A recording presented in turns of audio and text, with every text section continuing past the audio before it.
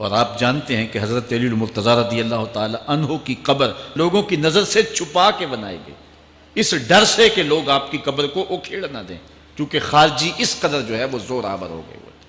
اسلام کی تاریخ دردناک ہے۔ حضور علیہ السلام فرماتے ہیں جتنے دکھ مجھے دیے گئے کسی کو نہیں دیے گئے، کسی نبی کو نہیں پہنچے۔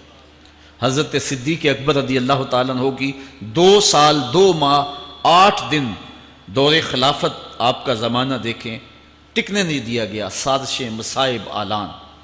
حضرت سیدنا عمر رضی اللہ تعالیٰ عنہ کو شہید کیا گیا، حضرت عثمان غنی رضی اللہ تعالیٰ عنہ پہ 40 دن پانی بند رکھا گیا اور پھر انہیں شہید کیا گیا۔ حضرت مولا کائنات شہید کیے گئے، حضرت امام حسن کو زہر دیا گیا، حضرت امام حسین کو بچوں کے سامنے ذبح کر دیا گیا، حضرت امام اعظم ابو حنیفہ کی وفات جیل میں ہوئی ہے، امام احمد بن حنبل کے بدن پہ اتنے کوڑوں کے نشان تھے کہ جب قمیض اٹھاتے تھے تو ہر جگہ کوڑوں کے نشان ہی نظر آتے۔ امام مالک کو مدینے کی گلیوں میں گدھے کے اوپر بٹھا کے کالا منہ کر کے وقت کے حاکم نے پھرایا۔ حضرت مجدد الفسانی علیہ رحمہ کو گوالیار کے قلعے میں جو ہے وہ قید کیا گیا۔ علامہ فضل حق خیر آبادی کو جزیرہ انڈمان کالے پانیوں کی سزا دی گئی۔ اہل حق کی تاریخ دیکھیں، دردناک تاریخ ہے۔ آج بھی کابل میں، کندھار میں، قلعہ جنگی میں، دشت لیلہ میں، تورا بورا میں، تکریت میں، موصل میں، بغداد میں، کشمیر میں، غزہ میں، یہاں برما میں دیکھو کون سی قیامت نہیں توڑی جا رہی۔ ہمارے ساتھ ماضی دیکھیں تو ہمیں بغداد کی وہ دردناک کہانی سامنے آتی ہے جب انسانی کھوپڑیوں کا مینار تعمیر کیا جا رہا ہے اور منگول سردار نے اپنی فوج کو حکم دیا تھا کہ جو کسی مسلمان کا سر نہیں لائے گا اس کا سر کاٹ کے اس مینار پہ لگائیں گے۔ پھر لوگ پیسے لے کے پھرتے تھے کہ مسلمان کا پتہ دے اور اس کی کھوپڑی کاٹی جائے۔ کچھ لوگ جان چھپانے کے لیے تہہ خانوں میں گھس گئے، پھر دجلہ کا بند توڑا گیا، 1.25 لاکھ لاشیں ہم نے تہہ خانوں سے نکالی تھی۔ اندلس کی تاریخ پڑھیں، ہمارے ساتھ جو قیامت توڑی گئی۔ مصر کے اندر 30,000 فاطمی کو شہید کیے گئے۔ غریب و سادہ و رنگی ہے داستان حرم، نہایت اس کی حسین اور ابتدا ہے اسماعیل۔ یہ اسلام کی تاریخی درد سے، خون سے بھری پڑی ہے۔ تو حضرت مولا کائنات سیدنا علی المرتضیٰ رضی اللہ تعالی عنہ کو اس وقت اگر خدا کہنے والے بدبخت تھے تو ان کو شہید کرنے والے اور اس ڈر سے کہ ان کی قبر کو کھیڑ نہ دیا جائے، خارجی اتنے زور آور ہیں تو ان کو جو ہے وہ لوگوں کی نظروں سے چھپا کر کے جو ہے وہ رکھا گیا۔ اور ایک دور وہ بھی آیا کہ ممبروں پہ بیٹھ کے مولا علی کو گالیاں دی جاتی تھی۔ یہ تاریخ میں یہ دور بھی آیا، آپ پڑھیں تاریخ، بنو امیہ کا ایسا دور بھی دنیا نے دیکھا ہے۔ اسی لیے حضور نے فرمایا تھا من سب علیاً فقد سبنی، جس نے میرے علی کو گالی دی اس نے مجھے گالی دی۔ اور لوگوں نے ممبروں پہ بیٹھ کے باقاعدہ حکومت کی طرف سے یہ جو ہے وہ قانون تھا کہ تمہارا خطبہ مکمل نہیں ہوگا جب تک علی کو گالی نہیں دو گے۔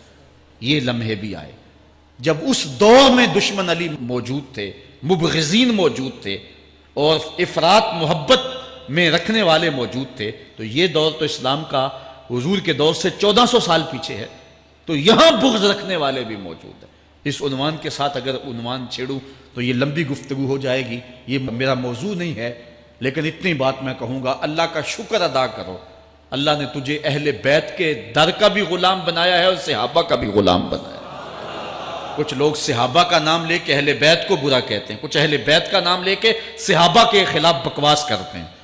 ہمارے بزرگ فرمایا کرتے تھے صحابہ نبی کے در والے ہیں، اہل بیت نبی کے گھر والے ہیں۔ ہم کہتے ہیں گھر والوں تجھے بھی ہمارا سلام، در والوں تجھے بھی ہمارا سلام۔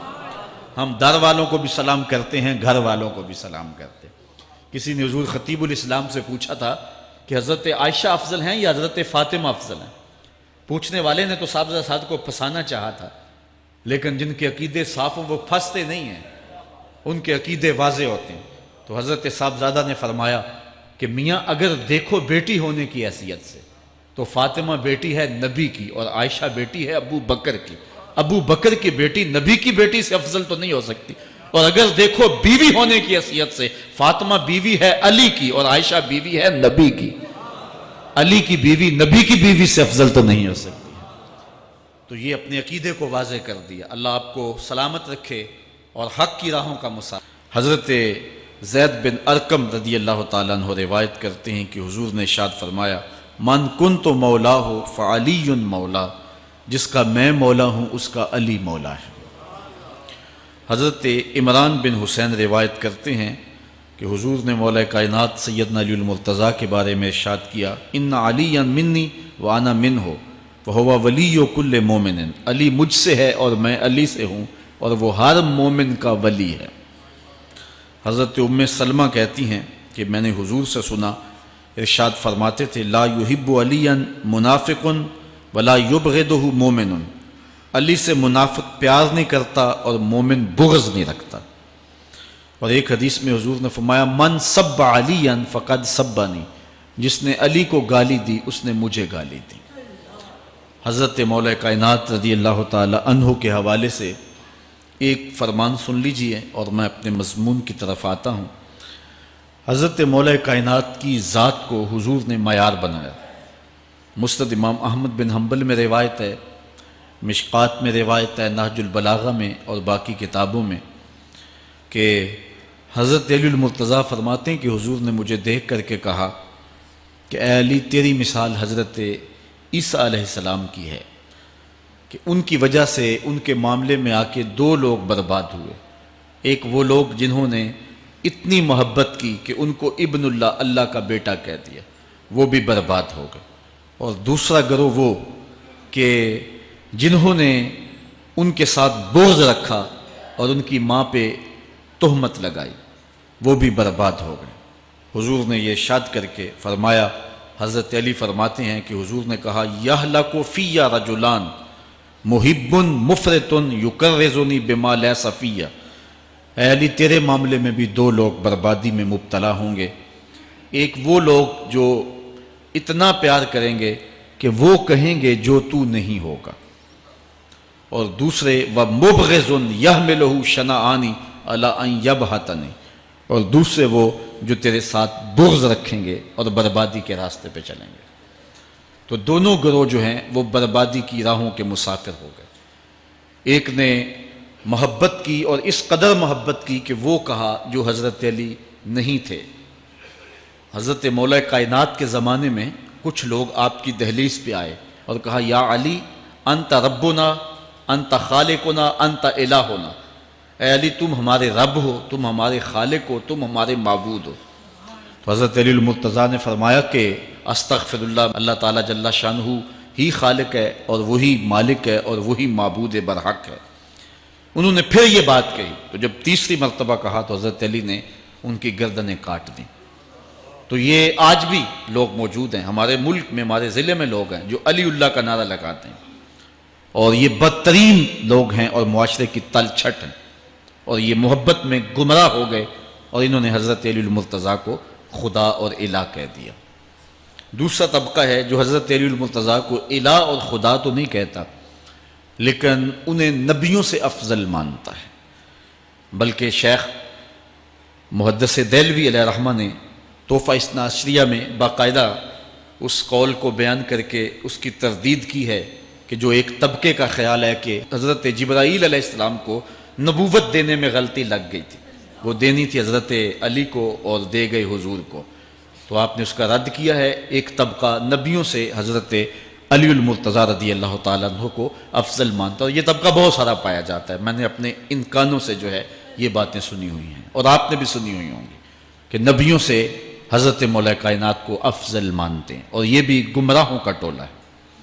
تیسرا طبقہ وہ ہے جو نبیوں سے افضل تو نہیں مانتا لیکن معصوم مانتا ہے، یہ گمان کرتا ہے کہ حضرت علی رضی اللہ تعالی عنہ بھی اس شان کے مالک ہیں جو معصومیت کی شان انبیاء علیہ السلام کو دی گئی۔